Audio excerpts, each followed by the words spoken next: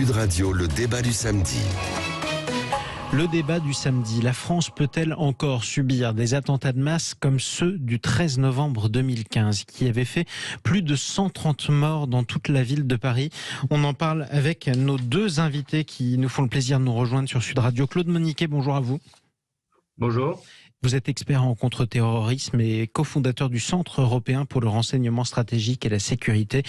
Nous sommes également en direct sur Sud Radio avec Éric Diard. Bonjour à vous.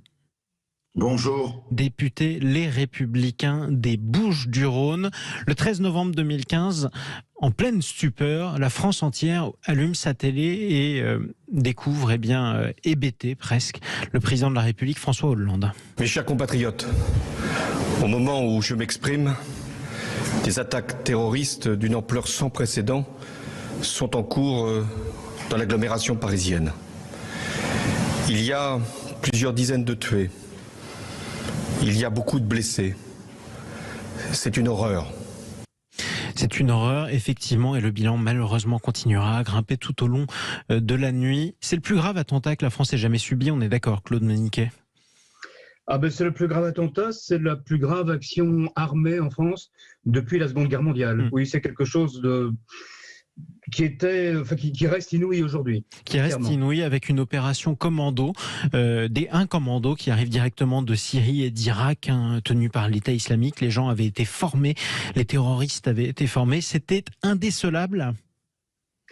Alors, justement, ils n'arrivaient pas directement, c'est là le problème. Ils ont quand même transité assez longuement par la Belgique, où ils ont passé plusieurs mois à préparer leurs attentats. Et c'est là, clairement, qu'on peut parler d'une faillite du renseignement. Il y a eu clairement une faillite du renseignement global, européenne, pas seulement française ou belge, dans l'appréciation de l'intensité du risque présenté par Daesh. Et puis, il y a eu de très graves lacunes du renseignement belge qui n'a pas vu se développer pendant quand même 3 à 4 mois ce réseau terroriste qui se logeait à Bruxelles, qui s'armait, qui se préparait, et puis qui a été projeté sur la France. Oui. Donc, mais aujourd'hui, évidemment, on voit ça avec le recul avec beaucoup plus de précision. Et on peut penser qu'il est impossible de recommencer ce genre de drame pour des raisons qui sont propres à l'État islamique aujourd'hui.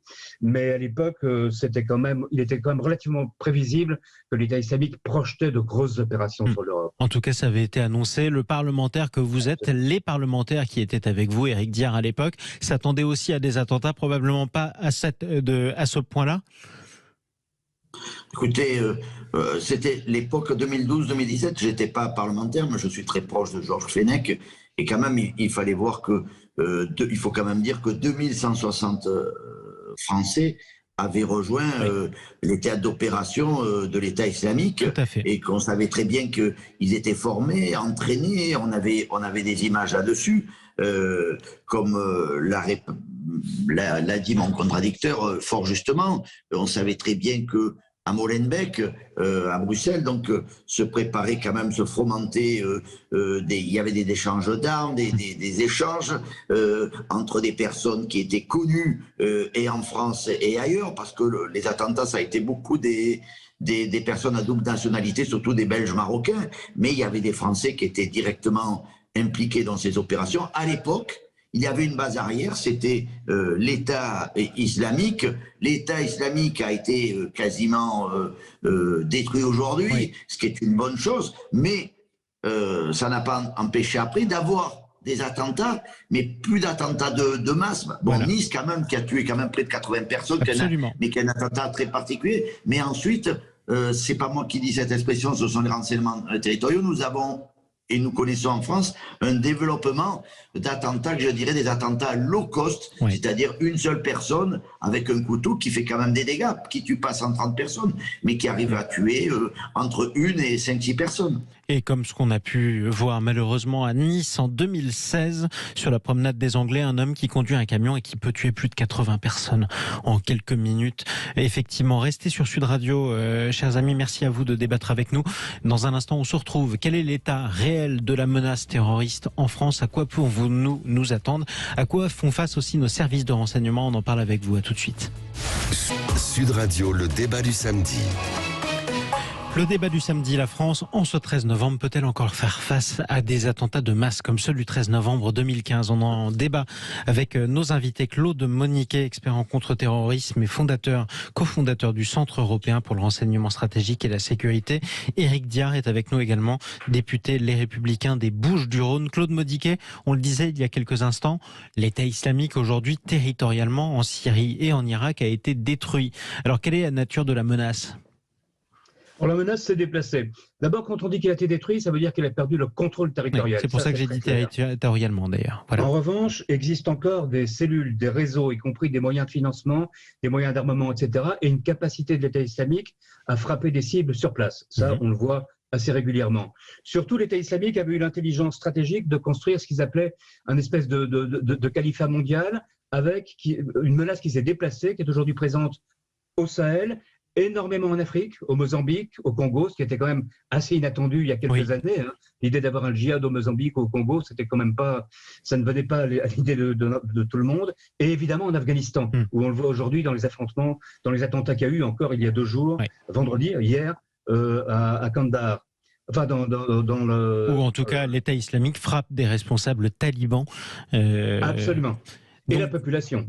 Donc ça veut dire que l'État islamique s'est disséminé. Est-ce que ça veut dire que l'État islamique peut envoyer de nouveaux commandos en France ?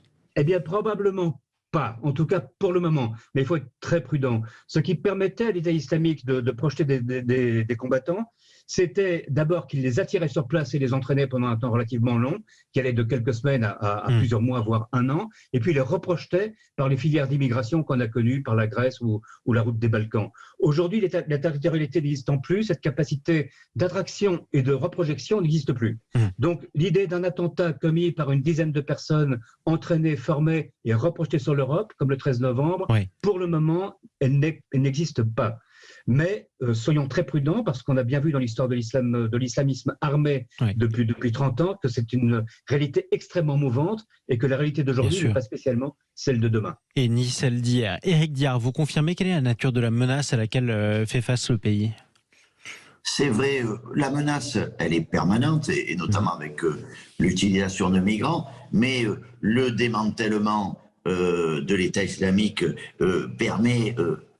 Le risque zéro n'existe pas d'éviter ce type d'attentat de masse, une organisation. Nous avons aussi quand même le régime des talibans, aussi monstrueux soit-il, notamment avec les femmes, et un ennemi juré de l'État islamique. Donc il y a une guerre entre les deux. Les talibans, nouvelle version, de plus, veulent essayer de s'acheter une conduite au niveau international, ce qui ne les disculpe en rien, surtout notamment par rapport, je veux dire, aux femmes. Mais il y a cette guerre entre l'État islamique et il y a l'Afghanistan, et il y a la France quand même, parce que moi, vous savez, j'ai fait un rapport sur la radicalisation dans les services publics en 2018, et j'ai rendu ce rapport en 2019. Et quand j'ai auditionné l'ensemble des services publics, qu'est-ce qu'ils ont tous dit? On a compris qu'il y avait eu un avant et un après attentat du Bataclan, du Stade de France. Les services publics, certains avaient tendance à ne pas regarder, dire bon, je ne vais pas regarder ce que fait cette personne, on va dire que je suis raciste. On mettait un peu la poussière sur le tapis, et là, l'ensemble des services publics a dit non, on doit réagir, on ne peut plus laisser faire. Et je rappelle quand même que parmi les 3 auteurs de l'attentat du Bataclan, il y avait Sami Amimour, qui était, il n'était plus, un ancien machiniste de la RATP. Tout à fait, effectivement. Il travaillait donc pour le service public. La radicalisation, la lutte contre la radicalisation, c'est le meilleur moyen, Claude Moniquet, en amont? Le problème, c'est que la lutte contre la radicalisation, c'est un très vaste programme qui commence par l'éducation dans les écoles et puis qui se poursuit tout au long de la vie. Ça veut dire que c'est trop tard quand on est déjà radicalisé et qu'on a 22 ans? En tout cas, ce qu'on peut dire, c'est que ce qu'on voit un peu partout dans le monde, c'est que la déradicalisation, ça ne fonctionne pas. Donc effectivement, je pense qu'on peut dire qu'il est relativement trop tard, qu'on a déjà été infecté par ce virus pendant plusieurs années. Donc il nous reste à sauver les prochaines générations, Éric Diard. Oui, je confirme, à travers le rapport, j'avais des spécialistes, on ne peut pas déradicaliser une personne contre son gré. Alors une personne peut se déradicaliser par elle-même. C'est-à-dire, j'ai des exemples, un détenu qui s'est mis à découvrir le siècle des Lumières, à lire, un détenu qui abandonne la radicalisation parce qu'il a rencontré une femme et qu'il est amoureux. Vous voyez, il y a des cas, mais on ne peut pas, sauf utiliser des tortures, ce qui n'est pas dans notre état de droit, et encore déradicaliser, j'allais dire, une personne contre son gré. Il y a un travail qui a été fait quand même. Il y a différentes lois qui permettent de mieux lutter contre la radicalisation. J'étais notamment très impliqué dans la dernière loi sur le séparatisme. Le problématique, c'est que on ne resserre pas assez les mailles du filet. C'est-à-dire, notamment la loi sur le séparatisme, il n'y a rien sur les prisons, il n'y a rien sur les universités, sur les sports, et pourtant il y a un développement du séparatisme dans certaines associations sportives. On a fait à minima. Pourquoi on a fait à minima? Parce que malheureusement, nous avons un gouvernement qui a une aile gauche et qui a une aile droite, et qui, dans un thème aussi, j'allais dire, difficile, fait du en même temps. En tout cas, qui n'est pas assez à droite pour le député de droite que vous êtes.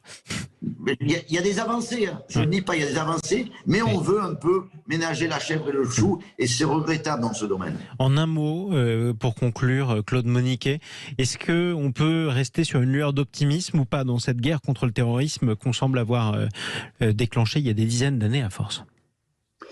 Je ne pense pas. Je pense qu'il faut rester. Le pessimisme ne sert à rien, hein, soyons très clairs. Il faut avoir la volonté d'agir, et il faut agir en permanence et vouloir agir mieux.